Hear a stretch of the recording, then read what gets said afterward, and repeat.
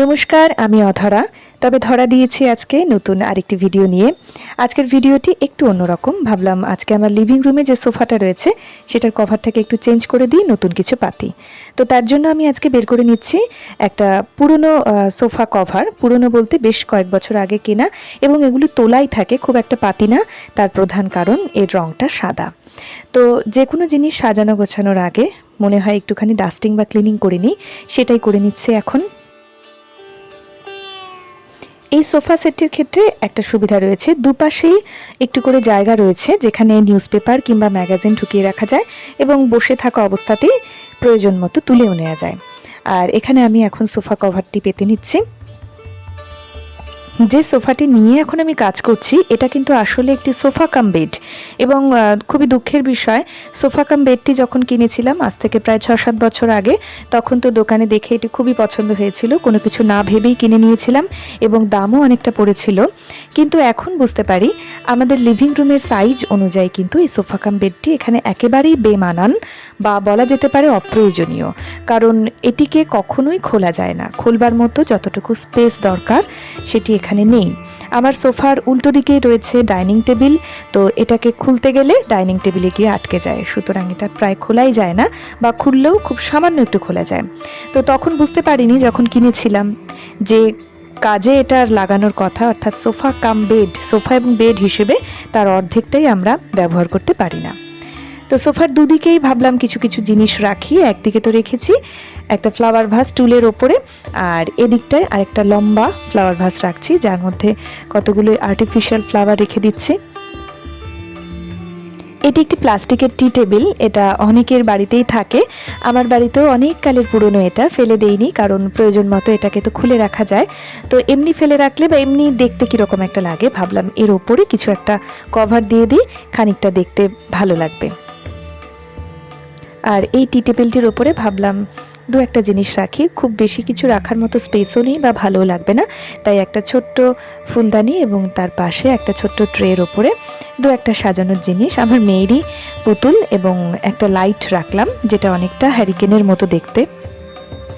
যে কার্পেটটি এখানে পাচ্ছি সেটা কিন্তু সবসময় পাতি না, কারণ এখান দিয়ে কার্পেট রাখলে হাঁটতে অসুবিধা হয়, কার্পেটটা তোলাই থাকে।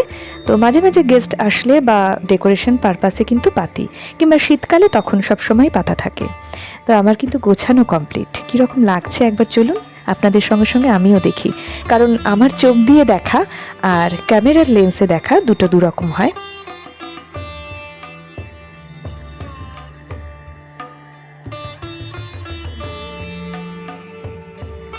শহরতলিতে আমার 2 BHK ফ্ল্যাট, দুটো বেডরুম, একটা লিভিং রুম, একটা কিচেন আর একটা বাথরুম নিয়েই আমার কারবার।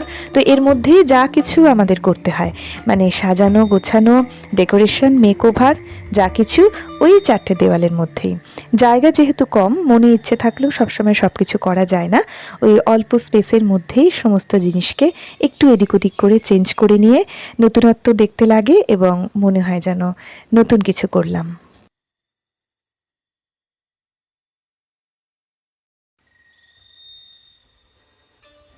আমার এই সোফা কাম বেডটির কিন্তু প্রশংসা অনেকেই করেছেন। আসলে যেহেতু এটা ছোট্টখাট্টো সাইজের, কিউট দেখতে, খুব বড় নয়, সেটাই হচ্ছে এর প্রশংসার প্রধান কারণ। খুব জোর 3 জন, আর চাপাচাপি করে বসলে 4 জন বসতে পারে, তার বেশি নয়।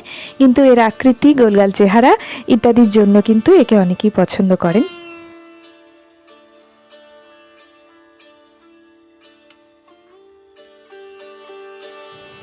ঘর সাজাতে আমার কিন্তু বেশ লাগে। আমি একজন ওয়ার্কিং ওম্যান, বাইরে আমাকে কাজ করতে হয়, অনেকটা সময় বাইরে থাকতে হয়, তাই এই ধরনের ঘর সাজাতে গেলে যে সময়টা দরকার সেই সময়টা আমার পক্ষে দেওয়া ভীষণই কষ্টকর। অথচ মনের মধ্যে একটা খিদে বা আকাঙ্ক্ষা থাকে কখন কিভাবে এই স্পেসটাকে সাজাবো, যে কোনো একটা কর্নার বা যে কোনো একটা জায়গা। মাঝে মাঝেই মনে হয় কাজের ফাঁকে, ইস এটাকে এভাবে সাজালে হয়তো ভালোই লাগতো, কিন্তু সময় বড় কম। তাই এখন সামার ভ্যাকেশন চলছে, মনের ইচ্ছে মতো একটু ঘরদোর সাজিয়ে নিচ্ছি।